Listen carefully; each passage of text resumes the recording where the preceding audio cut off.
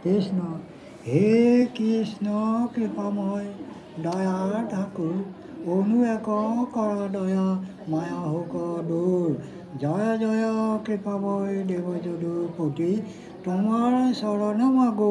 অমূল্য ভকতি হে হে পৰমানন্দ কৃষ্ণ কৃপা সিন্ধু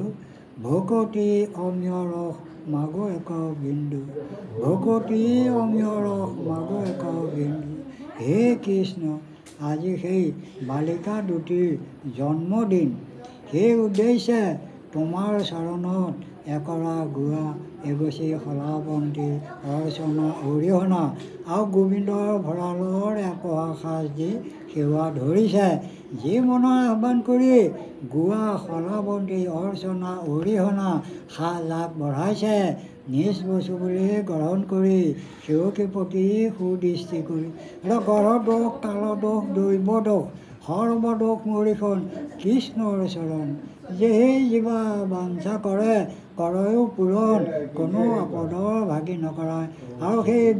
বালিকা দুটিও কিবা যদি গঢ় দোষ কাল দোষ দৈৱ দোষ আছে সৰ্বদোষ দূৰতে বিদূৰ কৰি অমংগল দূৰ কৰি সুমংগল প্ৰকাশ কৰি পঢ়া শুনাটো মতিস্থিৰ কৰাই পিতৃ মাতৃ বংশ পৰিয়াল সমস্তকে আনন্দ বঢ়াই আয়ুষত বিঘিনি ৰোগ ব্যাধি পাও নিস্তাৰ কৰি আয়ুষত বিঘিনি শূন্য কৰি আগলৈও তোমাৰ চৰণতে সেৱা ধৰিবলৈ শক্তি দি ভক্তি প্ৰাপ্ত কৰি গৃহপতি সমস্তক কল্যাণ ৰাখিব লাগে এনেখিনি প্ৰাৰ্থনা কৃষ্ণ হৰি কৃষ্ণ কৃষ্ণ কৃষ্ণ কৃষ্ণ